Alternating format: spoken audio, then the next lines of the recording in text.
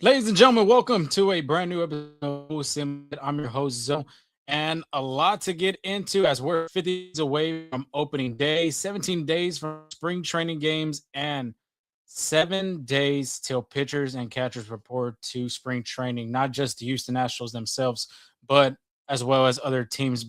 So, a lot to get into with some of the new things coming in. Titled this episode 2026 Astros Catch the Fight. That is your Houston Astros new slogan or motto, whatever you would like to call it, for this upcoming season. Of course, there's been Take It Back, there's been Relentless, Ready to Reign.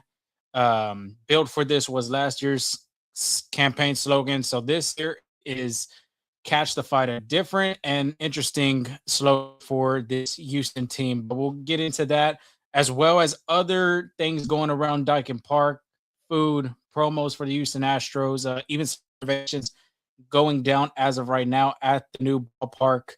Well, not the new ballpark, but the new part of the ballpark. We'll talk about a little bit of that, but nobody really wants to get into that. They want to know what's happening with the Houston Astros heading into spring training. A lot to get into with this infield depth, the pitching they add, as well as maybe possibly persuading into getting a left-handed bat. This coming from Brown and Joe Espada, so we'll get some of them from there.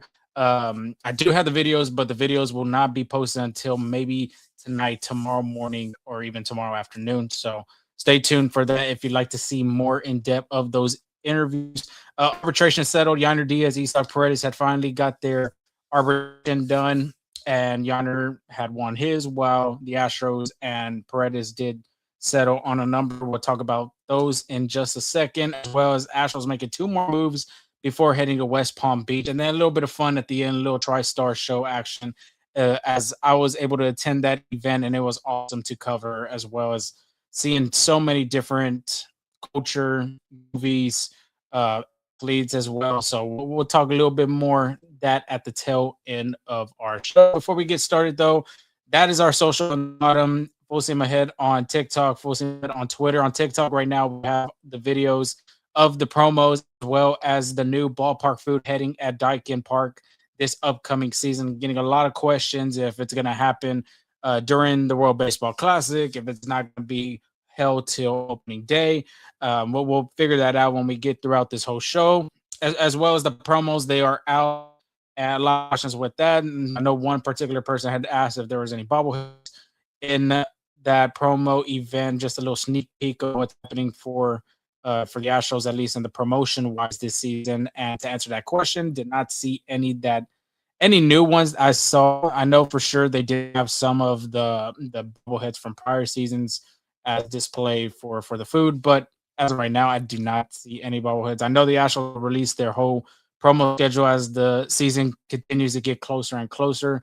So just continue to monitor that if you are a big collector with bobbleheads. I know in the background I have the three collected from this past season from the City Connect jersey. So if you're a collector, then you just have to wait and tell. But going back to the socials, FSA Team Ahead on Instagram and Full Steam Ahead on YouTube. We have a bunch of our interview videos. Fan are still up there. If you haven't checked those out, make sure you go out there.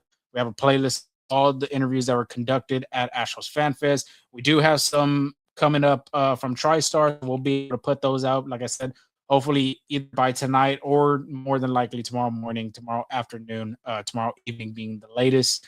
And as like I was mentioning with the two interviews today, Brown and Joe Espada, before they head out to West Palm Beach, we have those interviews for you, and we'll make sure we'll post those as soon as possible. And then the audio part of our podcast, Spotify, Apple Podcasts, where you get your podcast. We are there. Like, rate, subscribe, feedback, comments, all that type of stuff, ratings. We really appreciate each and every single one of y'all being able to tune in with us. I know the season's getting closer. We're trying to get some interviews. I know I'm trying to get something done going into spring training. I will not be attending spring training, but hopefully we'll get an interview from there on reports of your Houston Astros. But let's start off with getting the slogan out the way, Catch the Fight. I didn't have time to get the video up, but if you have seen the video, it's already out there.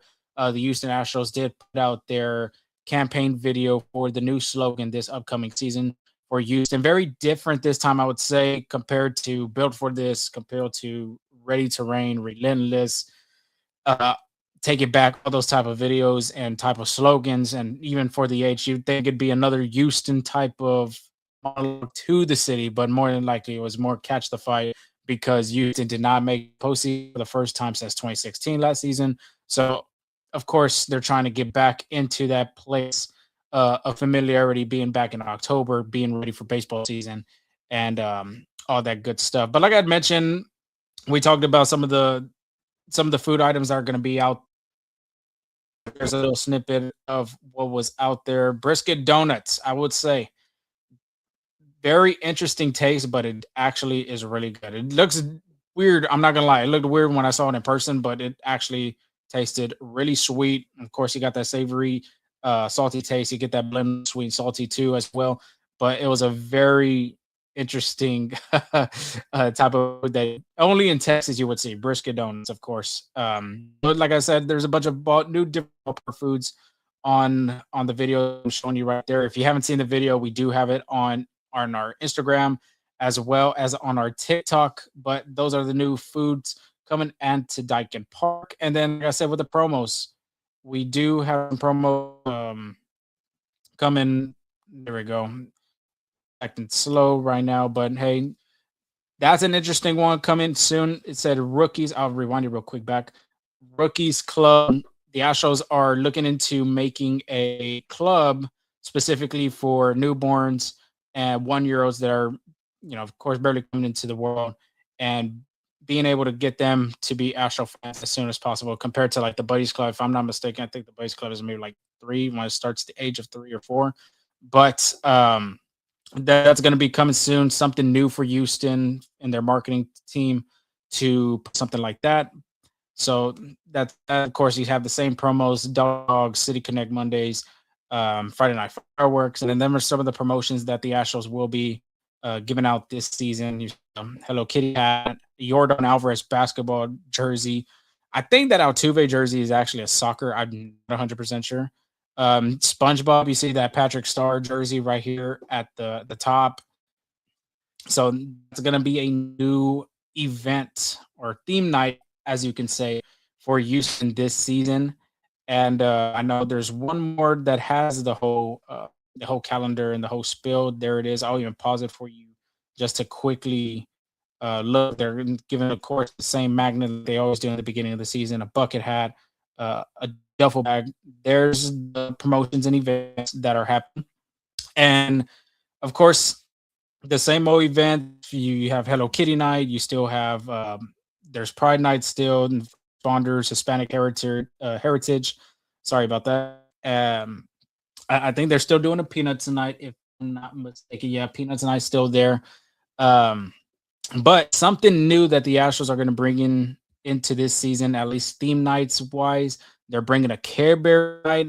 If there's a bunch of Care Bear fans out there, there will be a specific night for your love for the Care Bears, and I guess you can go out there with family and friends or other Care Bear lovers. That'd be a night for that one. SpongeBob night. I know a lot of people grew up watching SpongeBob on Nickelodeon, so there will be a SpongeBob night, and the main one, being the newest coming to Daikin Park, will be anime. Anime has been a huge deal from past years, at least seeing other MLB teams doing it. I did recently see the Milwaukee Brewers putting out a jersey with Naruto.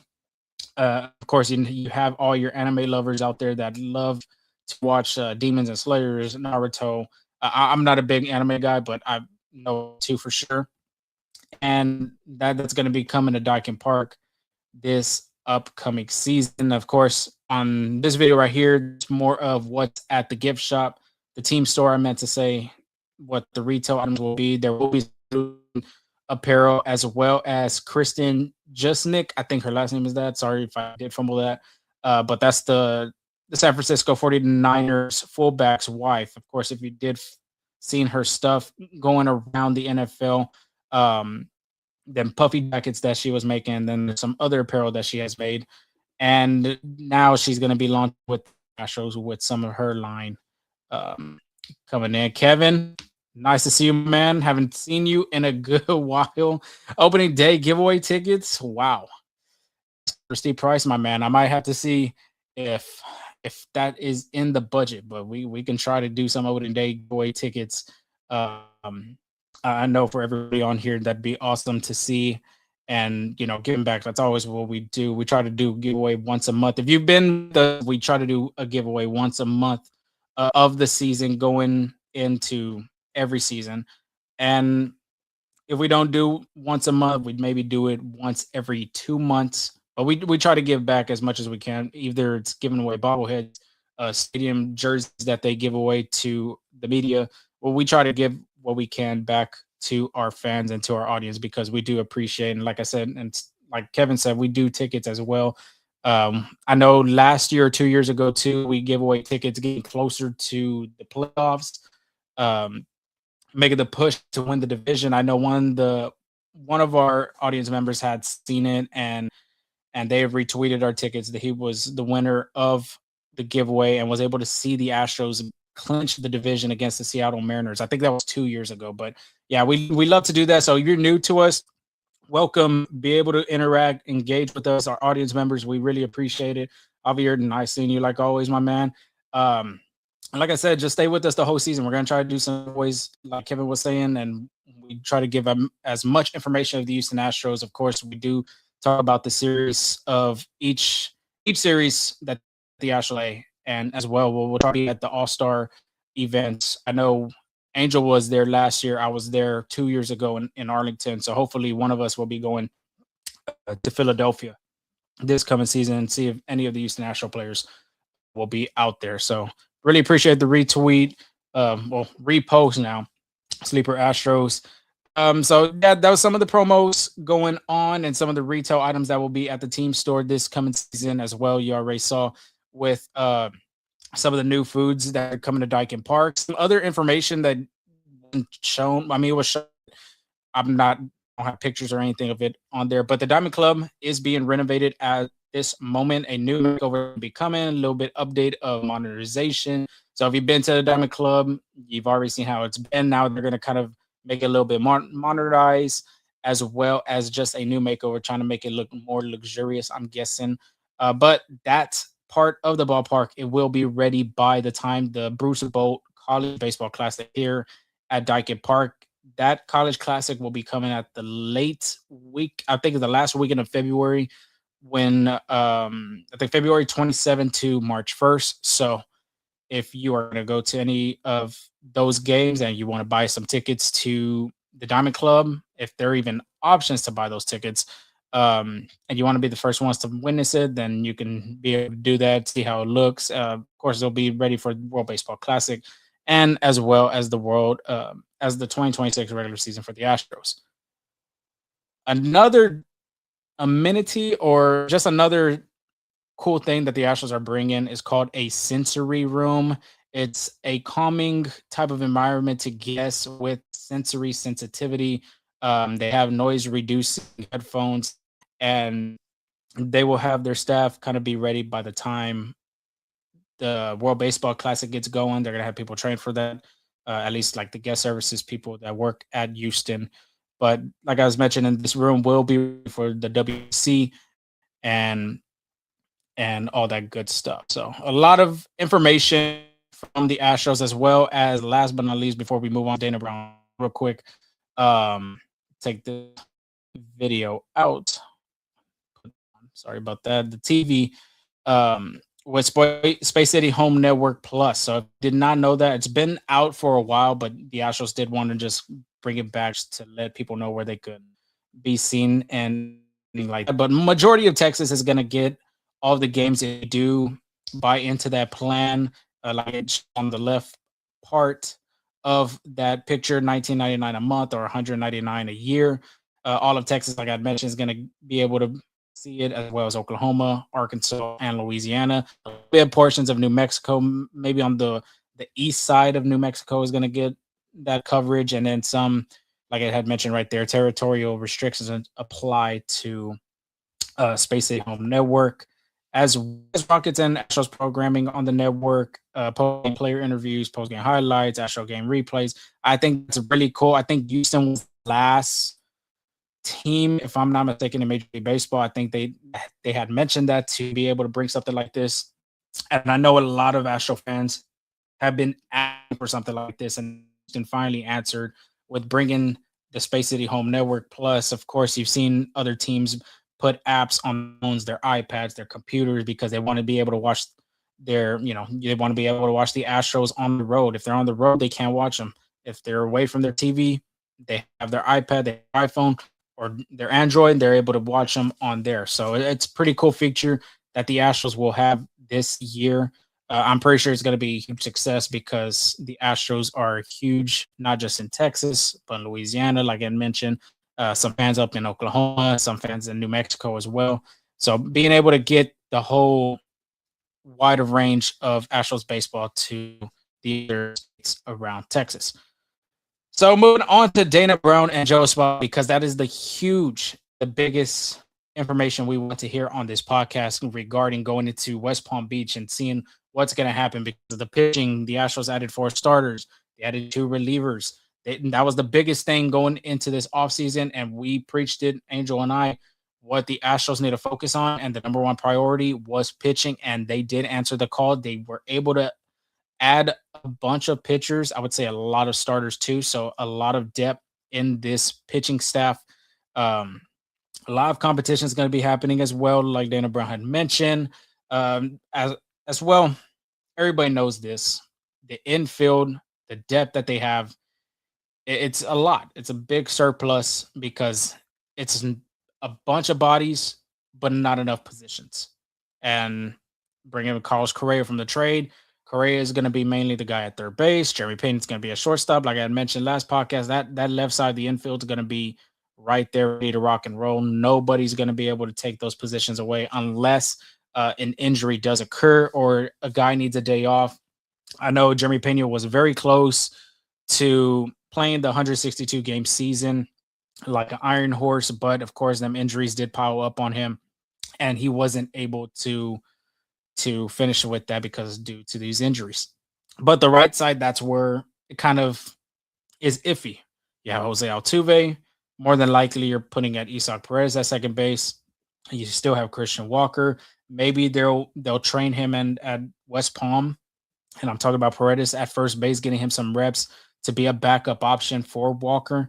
I know there'd be some games that if Correa needs a rest, more likely Paredes will slide to third base. So at this moment, Paredes is your utility infielder. I mean, besides Nick Allen's more likely going to be a backup to Jeremy Peña.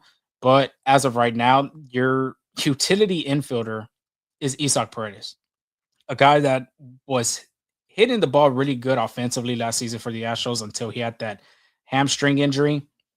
And I mean, he played a good, decent third base in the hot corner.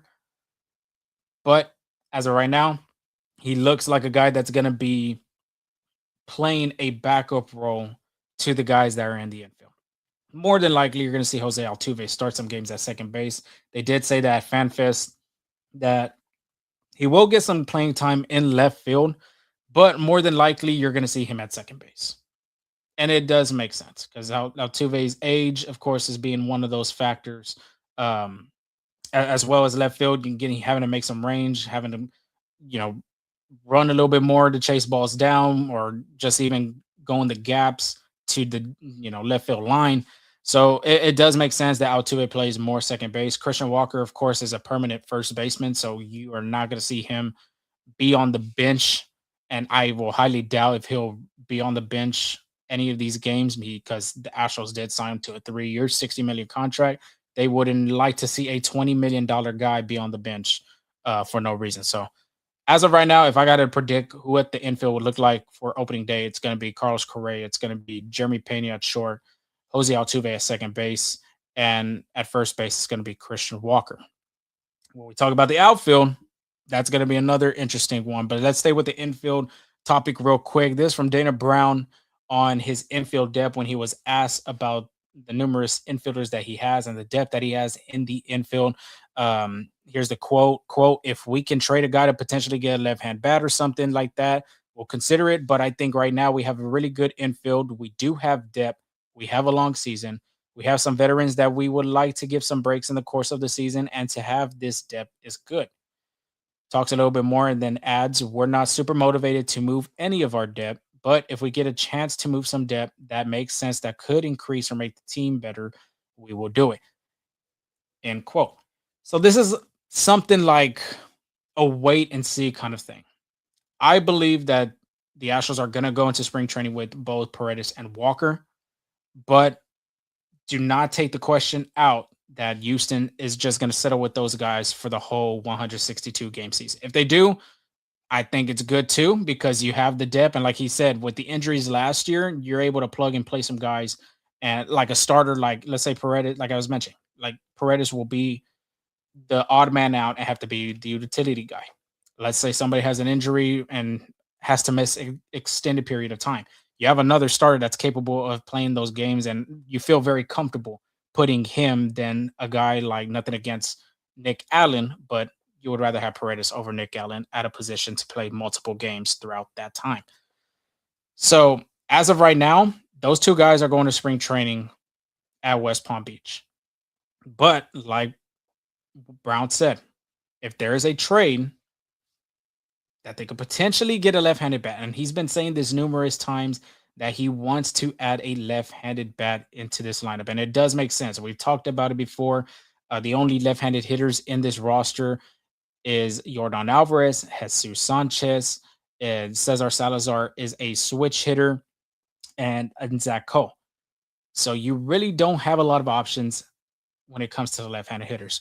If Houston does trade, like Brown had mentioned on his quote, it's going to be either Paredes and Walker. And like I had mentioned this numerous times, I think it's going to be more easier for Houston to trade away Paredes because of the value that he brings and the arbitration years he still has left on his contract. With Walker, you have the years, the age, you have the no trade clause too that puts a damper if, let's say, Houston finds a team they want to trade with. He has the authority as the veto or not. So as of right now, this team is heading to spring training with Paredes and Walker. Like I said, I wouldn't be surprised if a trade is done during the spring training time at West Palm Beach before the 2026 season starts. Would I be shocked if they played the 162 game season with Paredes and Walker? I kind of would, like I said. But as of right now, those two guys are going to be heading to West Palm Beach with the Astros. And to me, and it makes sense, if the Astros could find a way to trade either Paredes or Walker for a left-handed bat. And of course, the biggest name that's been out there as of right now in rumors has been Wilyer Abreu, another guy in Jeremy Duran. But I think the Astros are more focused on Wilyer Abreu, then they're going to look at that. And of course, Boston right now is looking to just go ahead and say, you know what, Marcelo Meyer, you're going to be in the hot corner at third base, while we have a platoon at second base with, I think, Ruff Snyder and man, I can't remember the other player that they had a platoon at second base. But if I was Boston, getting Paredes would make sense. He plays very well, I would say, at Fenway Park, just like in Houston. They have that big wall in left. Of course, the Green Monster is a little bit taller. Of course, too, he's very familiar with Fenway Park, playing with the Tampa Bay Rays. And for Houston, it just makes sense to add another left-handed hitter. They need somebody else besides Yordan Alvarez. They've already dealt with Kyle Tucker. Of course, you don't know if Zach Cole is going to be starting a bunch of these games this upcoming season, at least in the beginning of the 26th season. So, and then, of course, Jesus Sanchez, not to mention, too, just to see how he hits this upcoming spring training, because last second half of the season when the Astros did trade for him, he wasn't a really big, impactful bat for this lineup. If the hitting coaches go at West Palm and be able to make a better plan for him, he comes out raking out of spring training and into the season, then, man, I don't know. That's going to be an interesting take too. What do you do with Jesus Sanchez? Because you still got Cam Smith, you still got Jake Myers, you still got Zach Cole. So it's going to be an interesting spring training for the Houston Astros, not just the infield depth, but the outfield depth as well. Moving on to another name a lot of Astro fans are very familiar with, and that is Framber Valdez. He is still the only free agent out there that has yet to sign with a team. He's the only big free agent out there with no team currently signing him to a contract. Of course, we can think about the negatives and think about why, but we're not going to do that. We are not going to do that because Framber Valdez is a dog when he comes onto the mound.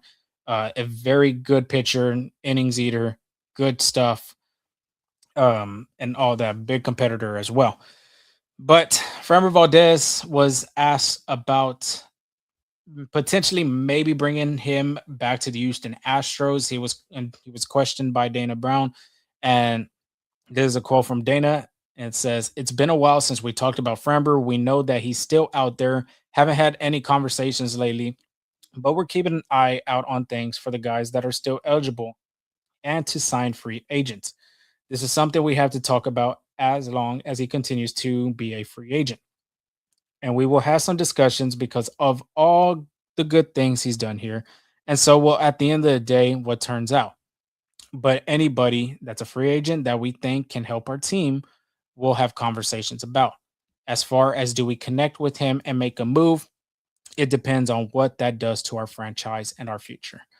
End quote. And that last sentence kind of felt different compared to the whole quote.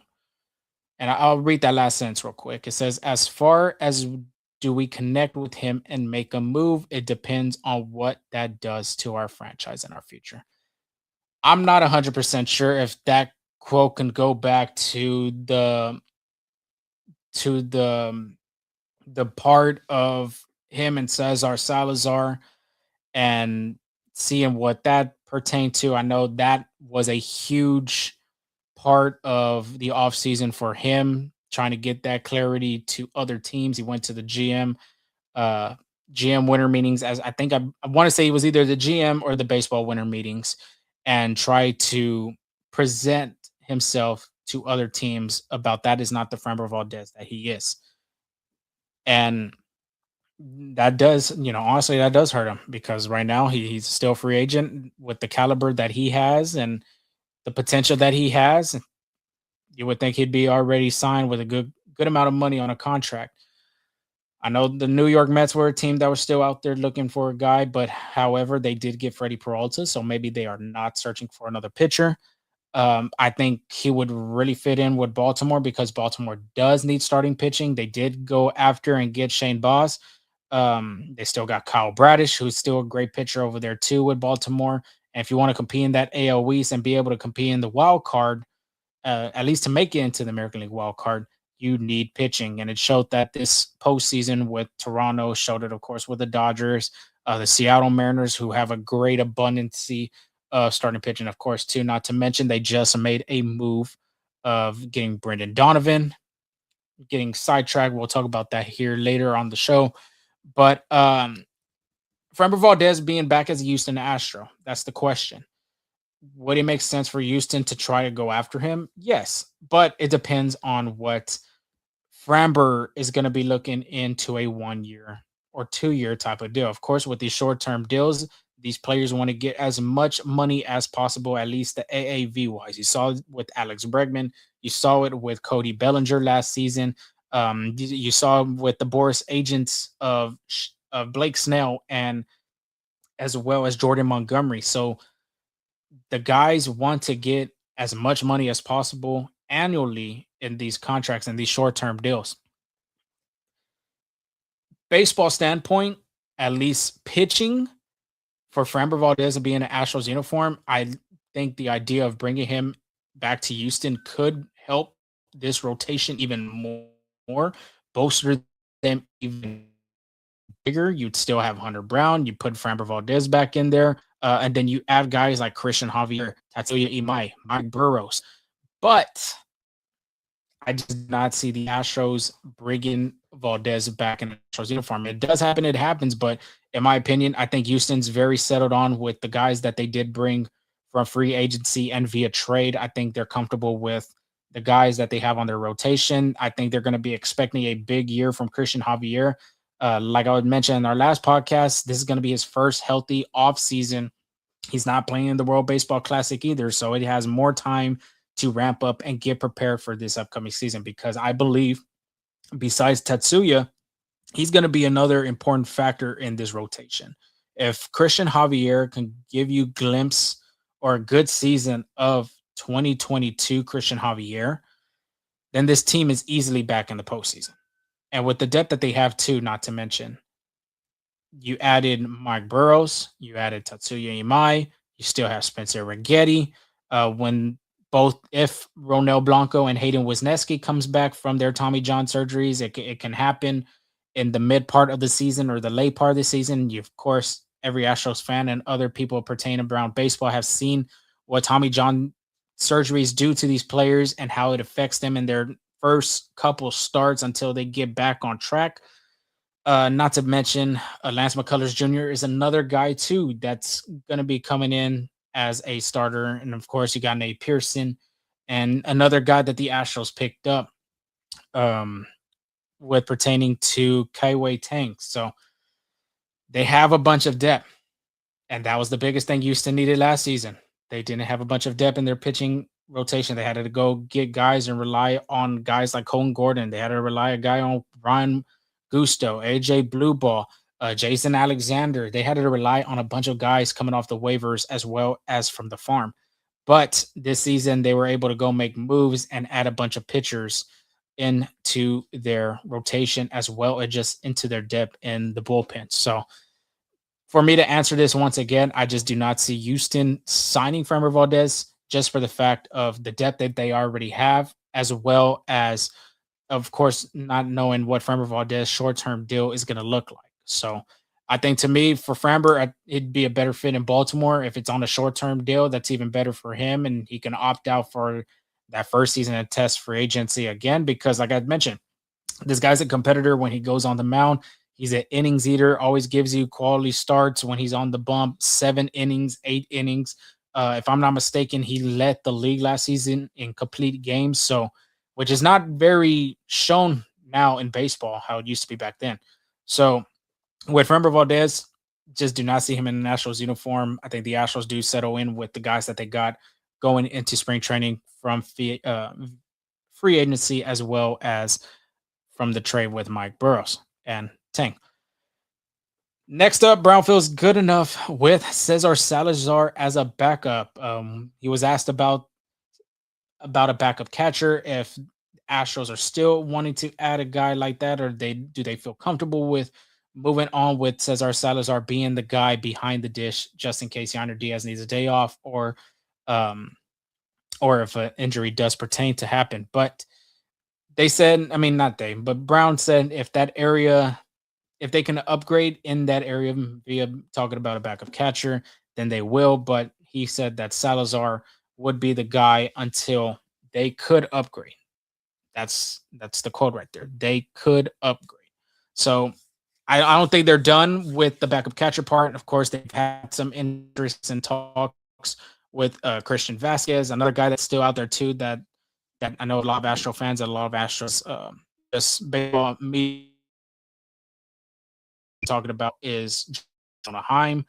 Those two guys are still on the radar, and they, with pitchers and catchers already 7 days away, you would think Houston would make a move pretty soon this upcoming week or the first week of spring training. Just think about, you did add Brendan Rodgers at spring training. Don't be surprised with the same here with a backup catcher.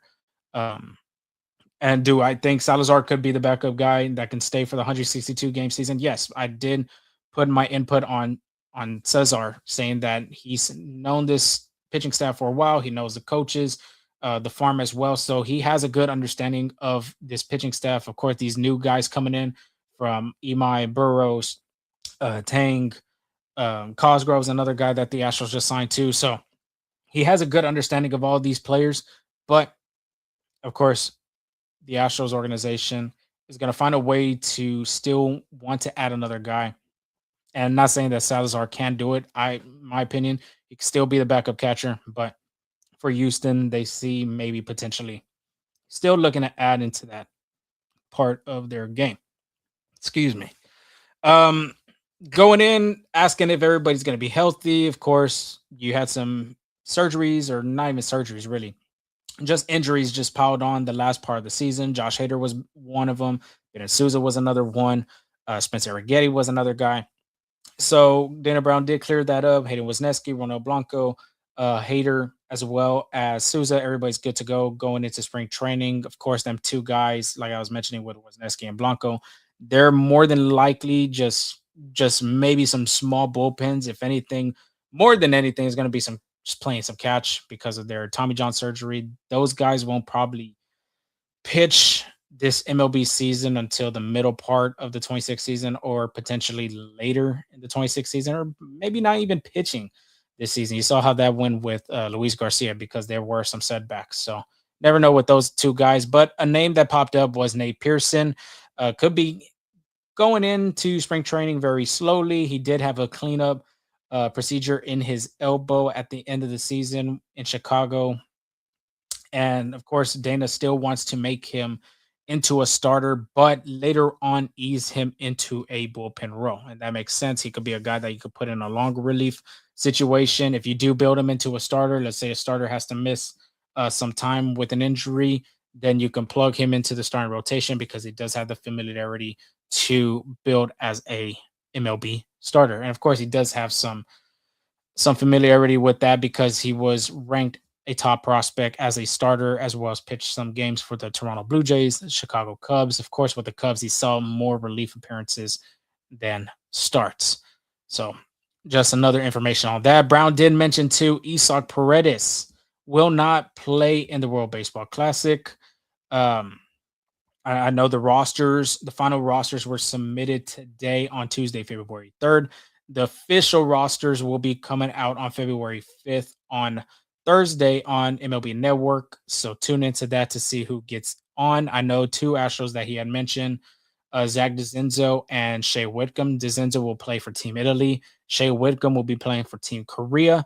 Jeremy Peña already had announced too, with the Dominican Republic at least announcing that he will be playing for the DR. Yainer Diaz was another guy that was announced to play for the DR. However, Brown did mention today that it is still up in the air if he will be playing in the WBC. So, like I said, rosters were submitted today, Tuesday, February 3rd. They will not be announced until Thursday, February 5th. And that will be announced on MLB Network to see who will be in the World Baseball Classic. So, Brian Abreu not pitching for the DR. Christian Javier, like I mentioned, not pitching for the DR. Hunter Brown's another guy that he was asked about pitching for Team USA, but mainly he was going to focus on preparing for this 2026 season. Brown did mention with the guys, the way they participate, and of course, there has been a lot of insurance going on with, for sure, Team Puerto Rico as well as Team Venezuela.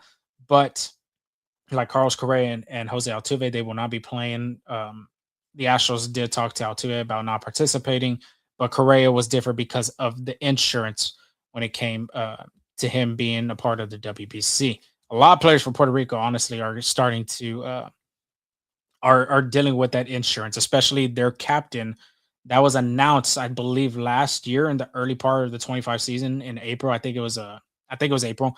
But Francisco Lindor, he was supposed to be the captain, and he might not even be participating in the WBC. And Puerto Rico even talked about it, at least the federation of withdrawing from the World Baseball Classic, since all these insurances are pertaining to their players and not being able to play. So you do understand from both parties that 2023, if I'm not mistaken, 2023 World Baseball Classic, a lot of injuries had happened. Edwin Diaz was one, if you remember him getting injured. Jose Altuve taking that pitch to the hand. Of course, that could have happened in a spring training game. It could have happened in an MLB game. It could have happened during bullpens like live BP against some of the Astro starters. So it just happens like that. But they want to be able to put a winning team on the field when it comes to this upcoming season. Of course, last season was a sour taste in their mouths. They want to get back on track to go into October. So, World Baseball Classic stuff's out the way.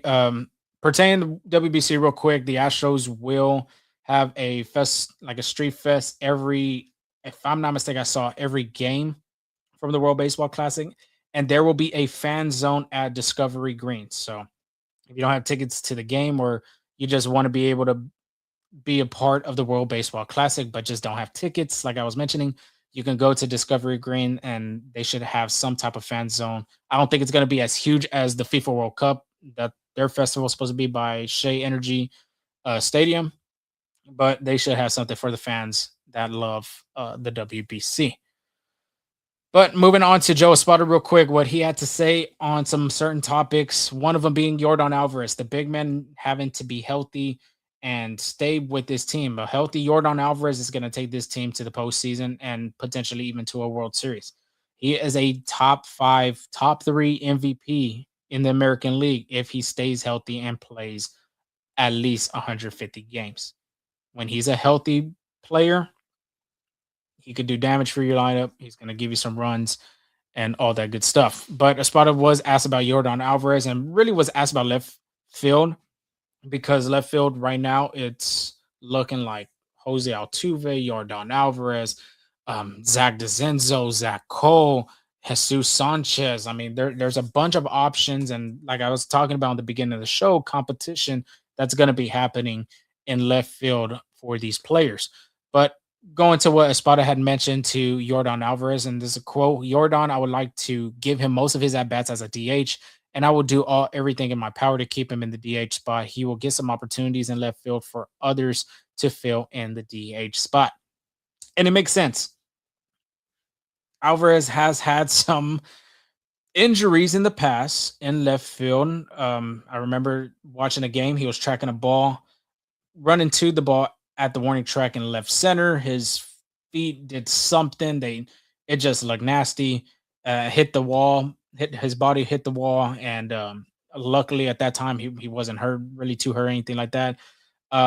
Then you go back to the New York Mets when they played at Citi Field. Jeremy Peña and him had collided at left. But I know a lot of Astro fans, when he tracks a ball down in left field, or just when a ball just goes to him in left field, a lot of fans hold their breath, hoping that he just does not get hurt. And I think the Astros are the same way. They do not want their big man, the guy that scores and produces a lot of runs for this team, get hurt, because that's the last thing they want is a unhealthy Yordan Alvarez for a 162 game season. And they need Yordan in that lineup. You saw how it was last season. It wasn't the same without him. The RBI production wasn't there. The extra base hits as well weren't there. So if you put a healthy Yordan Alvarez in this lineup, it's more likely he's going to be in the DH spot. And it makes tons of sense. Just like Joe said, he will get some opportunities in left field. More likely, that's going to put Jose Altuve in that DH spot. And that was another thing Espada did do last year with Jose. And he even mentioned that Altuve did like the DH spot. Of course, he still loves to move around the infield and just see his name on the lineup card every day. But he did like batting in the DH spot. And like I mentioned, if you do put Altuve in the DH spot, and left field could be Yordan Alvarez. Second base is going to be Isaac Paredes. And it makes sense because Jose Altuve is going up in age, of course, too. When it comes to the DH spot, that's more of your veteran players. And not saying that Yordan's not a veteran, because he's already a veteran in this game, made his debut in 19. So what, about 7 years almost going now for Yordan, or 6. But both those guys are going to interchange in that DH spot. I wouldn't be surprised if Carlos Correa gets one game at DH as well, or I won't be surprised at seeing as a Christian Walker getting a spot at DH. But more than anything, those two guys for sure, I know Yordan Alvarez and Jose Altuve are going to be getting some reps in left field, and of course going to be interchanging in that DH spot. But more than likely, you're going to see the big man in the DH role for this team throughout that whole season. Some other interesting things that Espada did mention was Cam Smith. Cam Smith having to go into spring training, of course, was talking to FanFest about earning a spot, competing for a spot. Cam did reply with being not complacent, that he's enjoying that part. Let's do it. Like, he's ready to go and fight for a spot. He doesn't think that he's gonna just have the position for him. He's gonna go out there and go for he's compete for a spot. But he was talked about and potentially playing some reps and getting some games in center field. They love the athleticism he brings. Like I mentioned last year with this kid, he was a corner infield. He played the hot corner at third base for Florida State for so many for 2 or 3 or more of them years when he was in college, and then of course he would played a little bit of games in minor league ball with the Cubs. And the Astros saw him as quote unquote an aircraft carrier, a guy that is very athletic, that can hit the ball for power, contact. But the biggest thing, like I was saying, the versatility, the athleticism that he brings, and being able to show and put him in a new position in right field, that gave the Astros a lot of flexibility and versatility to see what other options they could do. And obviously, this past FanFest, who was it? Joe Spotted mentioned that Bryce Matthews is going to get some reps in center field too, not to mention. So they love to see the athleticism in this youthful group that they have. Of course, Zach Cole is a natural born outfielder. You're not going to see him get some reps in the infield. But guys like Cam Smith, and not to mention with him, he had that Gold Glove finalist this past season in right field. That is very impressive for a rookie that hasn't played a lot of games, especially major league games in the outfield. But they do want to give him some reps. They do want to give him some games at center field to see how he goes. Of course, when Jake Myers needs a day off, or if Jake does happen to have an injury or anything like that, usually that role would go to Chaz McCormick. McCormick's not here no more. Of course, it can still go to Zach Cole, but they want to see how Cam Smith. This is almost the same thing as a George Springer experiment. George was a natural right fielder for the Houston Astros, and then when Jake Marisnik left in center, that's when they started moving him to center field to see how he, reacts to and does. And he played a really great center field. Of course, right now I think in Toronto he's majority of the time hitting in the DH role, but still play some games in right field. But with George, in Houston from right field, he'd go to center field so Kyle Tucker could play some games in right field. And you had Michael Brantley in left field. So that's almost the same thing that's happening with Cam Smith, but Cam's more younger, more athletic compared to the time that George made that transition from right to center. And I think it just gives the Astros, and that's what Joe wants. It's kind of that flexibility, that versatility that he can have in his outfield, and that he can has the depth of putting guys like Zach Cole, Bryce Matthews, Cam Smith, Jake Myers. Of course, Jake Myers has been a name out there that's been in trade talks. As of right now, there hasn't been anything with him. But let's say they do want to move him and I'm just throwing the hypothetical scenario. If they want to throw him at the trade deadline to be traded, then you have a guy that's already played some games in center field like Cam, and that he can move to center. You can still put Zach Cole in right or left field. Same goes for Jesus Sanchez. You still have Zach Dezenzo. So you have a lot of options. And not to mention about Bryce Matthews. You still have a lot of options. And I think that's what Joe Spot is trying to do at spring training at West Palm Beach, is trying to see what options he has. How does this go for some of these players? Does it go well? Does it fit well? If it doesn't fit well, then hey, we gave it a shot kind of thing. So being able to do that for Cam, I think it's going to help him to just become a better outfielder. Like he had mentioned, has the athleticism, played a really good right field, but he plays center field. Of course, that's more of a deeper part of the ballpark. You're going to have to, cover some range in left center and right center.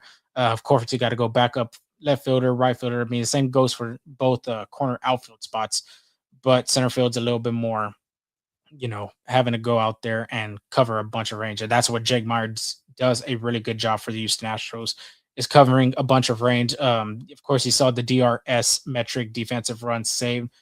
He was up there on the list, if I'm not mistaken, at least a top 5 outfielder, or for sure top 5 center fielder in defensive runs saved, a Gold Glove finalist as well. So I think that will help Houston not just be versatile in the infield, but in the outfield as well.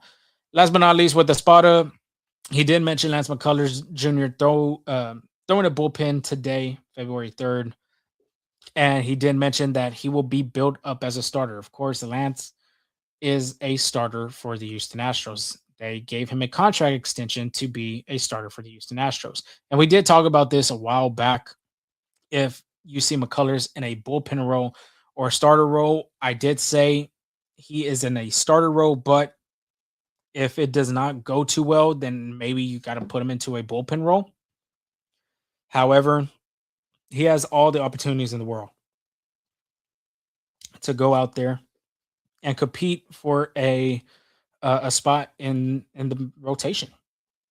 And for sure, in my opinion, because the Astros are going to go into a 6-man rotation to start off this season. I believe they're like playing 20 something consecutive games. He could be your 6th guy. He could be your 5 guy in the back end of the rotation, because let's say we want to predict it right now. It's going to be Hunter Brown. I'm still going to put Christian Javier at 2. I'm going to put Tatsuya Imai at 3. I'm going to put Mike Burrows at 4. And this is where you can go with both Spencer Rigetti and Lance McCullers Jr. Of course, for Kai-Wei Teng, we'll talk about him here in a minute. He could be a starter that he could put on there. Ryan Weiss is another guy that could be a starter. So there's going to be competition heading into West Palm. And it's Lance McCullers Jr.'s opportunity to show that he's still capable of being a starter for this team. And I believe, this is just my opinion, he's going to be a starter. He's going to be probably in that back end of that rotation. He can even move up to the 4th spot in the rotation for the Astros heading into the 2026 season for Houston. So it's a good thing, though. He's healthy. He's ramping up, getting ready to go to West Palm in the healthy state. So that was from all the interviews from Dana Brown and Joe Espada. Like I mentioned in the beginning of the show, I'm going to try my best to get these videos out either tonight for sure. Tomorrow, it's going to happen either tomorrow morning, tomorrow afternoon, or tomorrow evening. So make sure you hit that subscribe button, hit that notification bell too, so you will get the update, the notification when those videos are posted, so you can get more analysis and depth of what both the general manager and manager have to say heading into spring training. Next up, not too much to talk about. Arbitration settled with 2 of the Astros players. Per Chandler Rome, he did break the Astros, and Isaac Paredes avoided arbitration and settled at $9.35 million, $9.35. If you remember, the Astros did file at $8.75 and Paredes filed at $9.95. They were able to meet in the middle and settle at $9.35. So that's one of them. And then the other one being from Brian McTaggart. Houston settled with Paredes for this is coming for more info on the Paredes deal. Houston settled with Paredes for 2027 as well, with a club option for $13.35 million. If he's a top 10 MVP in 2026, the club option becomes mutual. So it goes from club to mutual, meaning mutual being either the player. I want to say the player has the option to both the player and the club, if I'm not mistaken, have the option to either mutually agree to come back on that year, or say, you know what, I think we mutually have to go our separate ways, and they go their separate ways. So that's in 2026 if he's a top 10 MVP.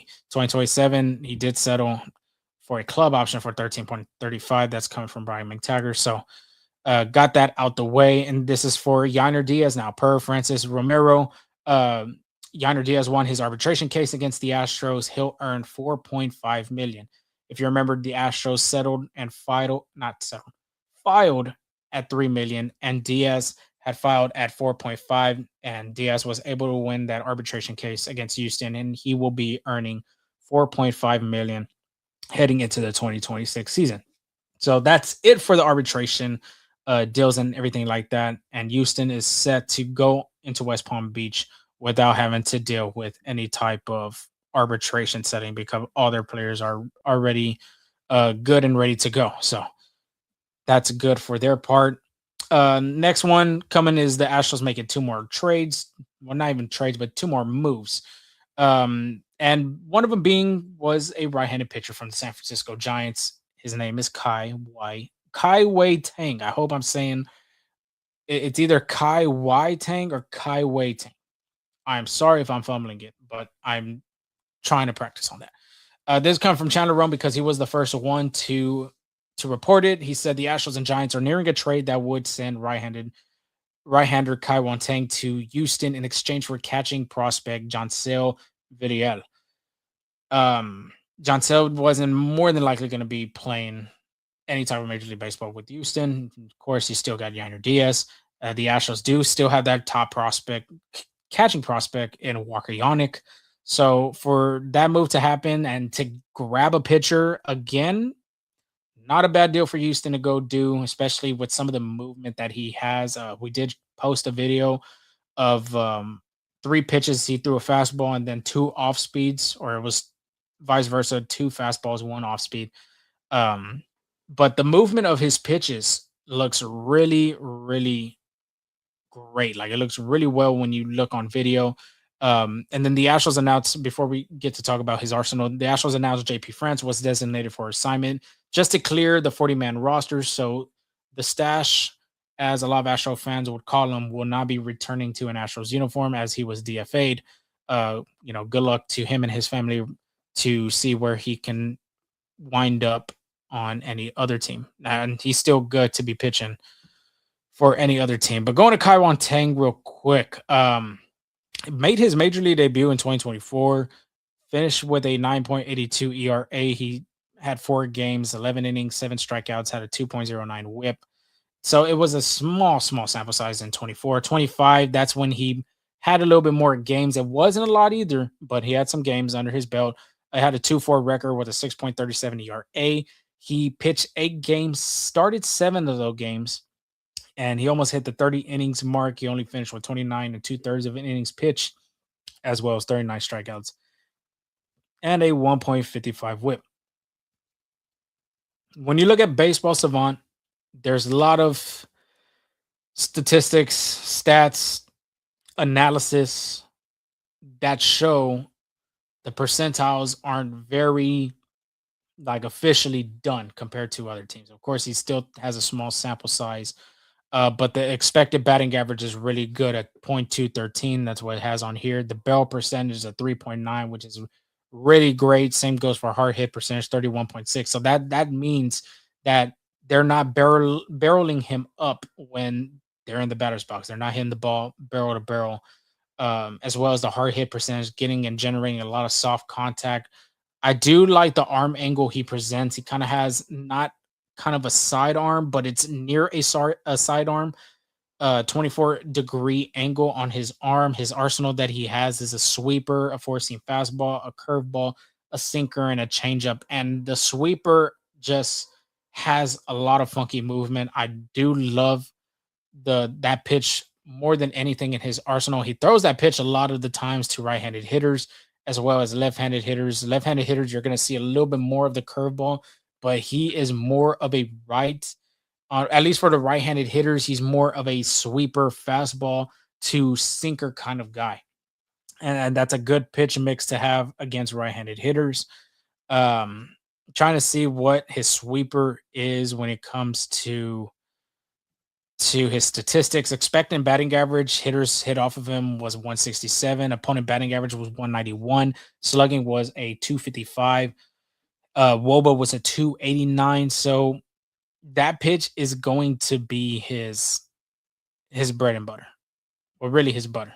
You need another pitch to be the bread and butter. I guess you could say the four seam, but that pitch specifically, at least the sweeper that he brings and presents, has a lot of good movement. I compared it to more of a Phil Maton kind of sweeper action. It has some tight spin when it reaches the batter's box. And this is what Dana Brown did mention too, talking about him.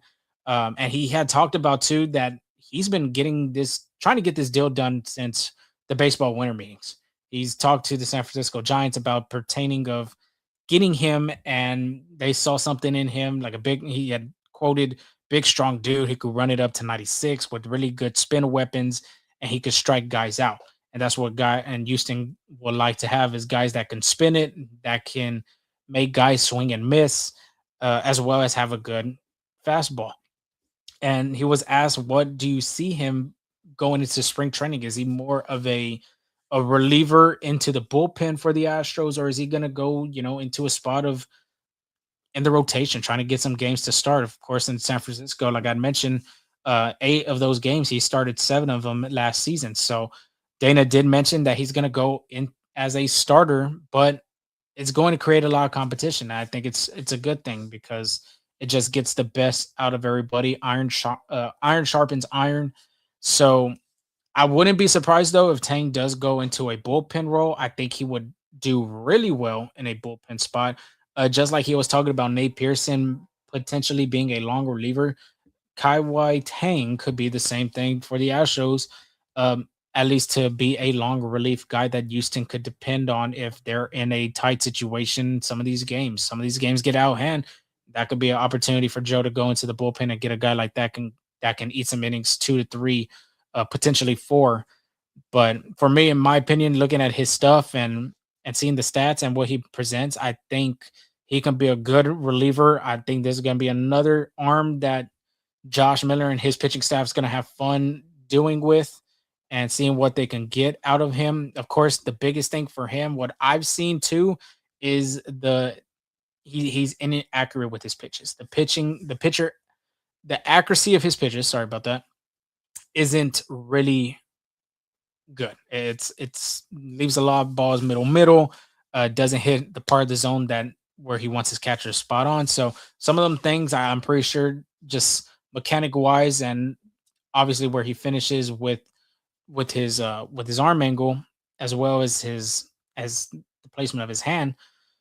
That's something that they can deal with at spring training and try to fix. And this is a guy that can be a sneaky bullpen piece that the Astros can run away with. Of course, you've seen it from year after year. Houston finds these players and they just make them into really good relievers. You saw it with Taylor Scott. You saw it with Seth Martinez.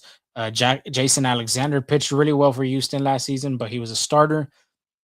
I mean, I could go on with the list of relievers that the Astros have done a really good job, and even just in pitchers in general, what they've done and helped them, be able to get what they can out of them, the best of them.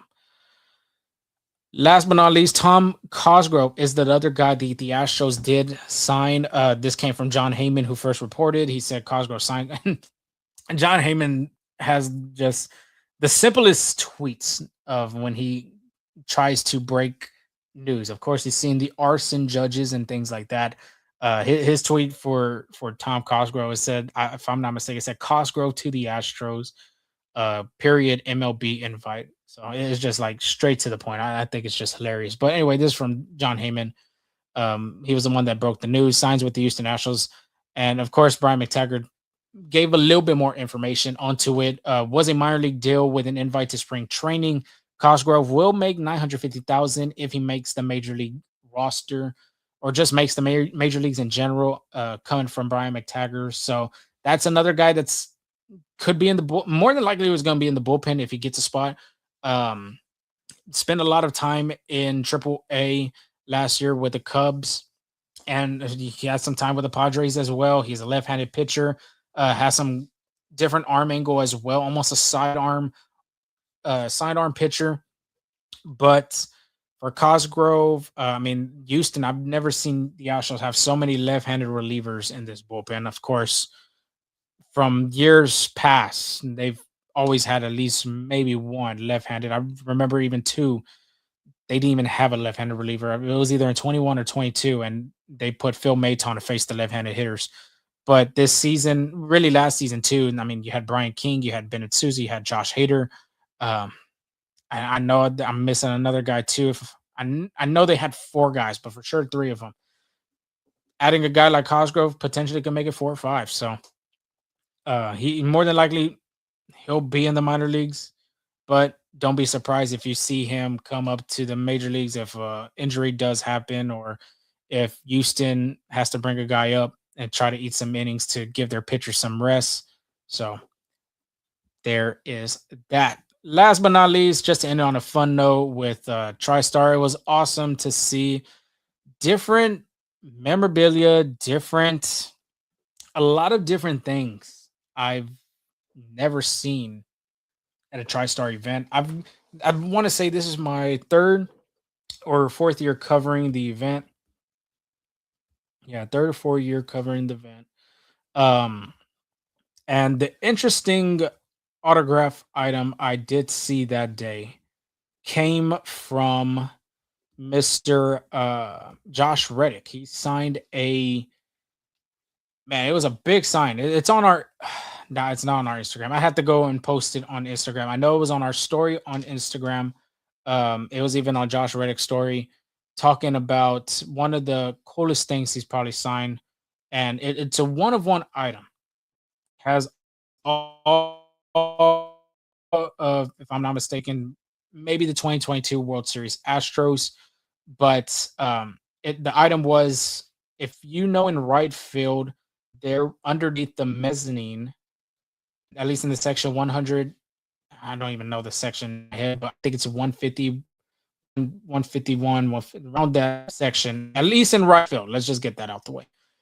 There was a scoreboard underneath the mezzanine, and it would tell you, like, it would tell the fans that's not able to see El Grande or even see that little screen in the 400 section of how many strikes, how many balls, or anything like that. It had the scoreboard, and it had guests, or it had away, and it had Astros, and it would tell you the score. In the middle, it had the innings, and on the top, it had the balls, the strikes, and the outs. So it was the skin of that piece that he had, and he had mentioned, the guy that had the item had mentioned, there was like one of three of those items, of those memorabilia items. And what he had Jose Altuve's signature on there. He had Alex Bregman's autograph on there, Dusty Baker's autograph. So he was able to get Josh Reddick's autograph, and I thought that was a pretty cool item to see. But even just in the TriStar event in general, there was a bunch of Astro players out there. To my thinking, I haven't seen in a while. Josh Reddick, like I mentioned, was there. Jose Altuve was there. Yordan Alvarez was there. Yainer Diaz, Cam Smith, Zach Cole, AJ Blueball, um, Walker Yannick was another guy that was there, and of course the two Hall of Famers, that, at least the Astros Hall of Famers, being Jeff Bagwell, Craig Biggio were there, and Jeff Kent. That one was cool to see him sign some autographs. He said he hardly does any autograph shows in you, and not just in Houston, but just in general, just autograph shows. But he was talking about just getting the Hall of Fame inscription on his autograph items. He signed I saw there was one that was a Dodgers program, and he was rookie on the program. That one was pretty cool. He signed a bat with a bunch of Hall of Famers names on them.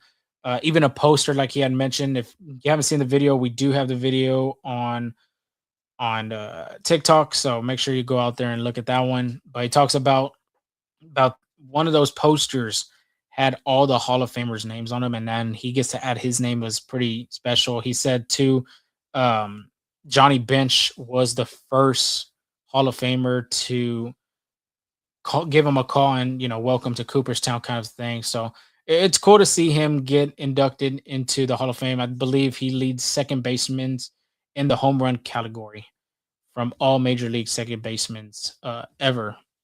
So he will be going in as a Giant. Carlos Beltran is going in as a New York Met, and Andrew Jones will be going in as an Atlanta Brave. They did just finalize that today, saying what cap they're going to be wearing in Cooperstown, New York. So pretty cool to see that.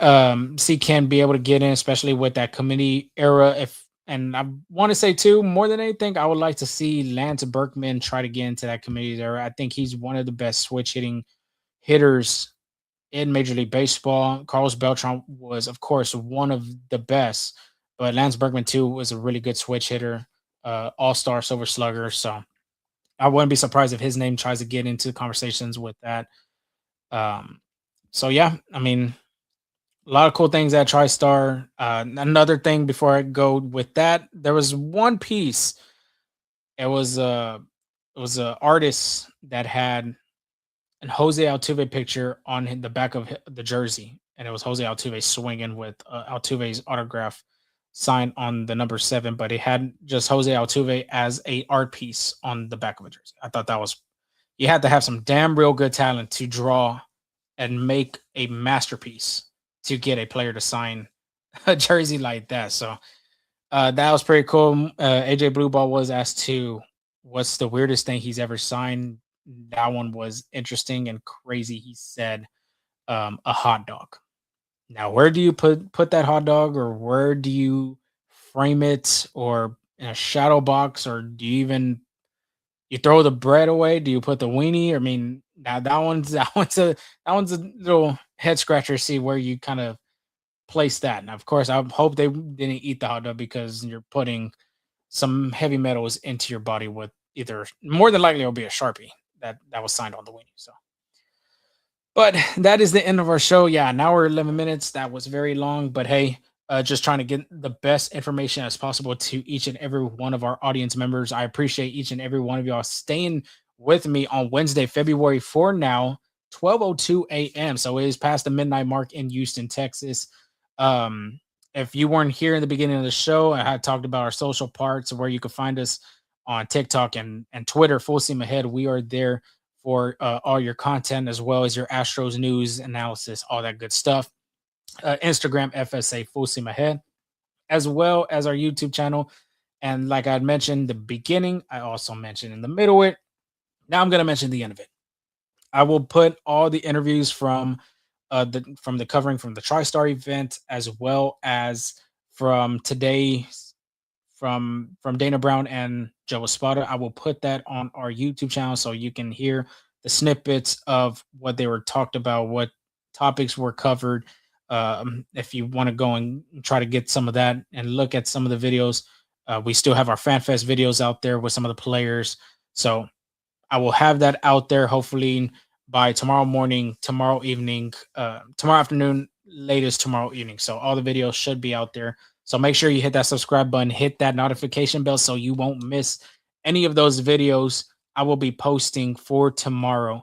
And in our audio platform, Spotify, Apple Podcasts, we are there. We're all podcast platforms. We are there. So make sure you go out there, give it a like, rate, subscribe, hit the stars, the feedback, the comments. We really appreciate each and everybody's feedback and their comments on our show. This is going into I want to say year 5, going into the 26th season. This will be my 4th year covering with the Houston Astros. So it's been an awesome blast, an awesome ride to be able to cover this team and be able to give all the fans all the analysis, all the information for the Houston Astros and all that good stuff. So that's what I'm saying. If you haven't, make sure you go out there and follow our socials. Make sure you go to our podcast platforms. Make sure you hit all those things. I know majority of our audience is coming from Twitter. Like I mentioned, go to our YouTube channel, subscribe. We want to try to hit that 500 mark. I would like to get to 1,000, but that's not going to probably happen. But hey, maybe we get to 500 before the season starts. I would really appreciate that. That helps build our audience up and build everybody up too. So, and in the beginning of the show, I know Kevin didn't mention about the opening day giveaway tickets. Maybe we do some opening day giveaway tickets coming into the last part of spring training. Maybe we'll get some opening day ticks away. I know we've done giveaways monthly on our podcast, at least on our social platforms for sure. We always do it on Twitter or on X. So make sure you always find a way to find us on there and try to enter our giveaways. But we always try to give back to our fans and to our audience members. So yeah, it could be tickets, it could be stadium giveaways like bobbleheads, jerseys, as well as what other giveaways that the Astros give out. We love to give back each and every one of our fans. If you want to follow me, I'm at Lorenzo Delgado. The last O on my last name is a 0. I'm on Twitter. And of course, I'm on Instagram too, but on Twitter, that's where you can follow me, Lorenzo Delgado 15. You can follow me on Instagram with other players because I am a part of our Esquina and I do my features on Latino players and talking about their stories of how they made it to, the major league roster. So appreciate each and every one of y'all being up with me and staying with me throughout this whole show. Until then, we will see y'all next week. Probably talking to y'all about pitchers and catchers reporting to spring training. Y'all make sure you have a good, safe weekend, especially with Super Bowl Sunday coming up. I don't know who you're going with, Patriots, Seahawks. I'm going with the Seahawks. Bad Bunny's performance too is on the halftime show. Don't know if everybody's a big fan of that. Really can't wait to see how that goes. But until then, y'all stay safe, be blessed, and we'll talk to y'all soon.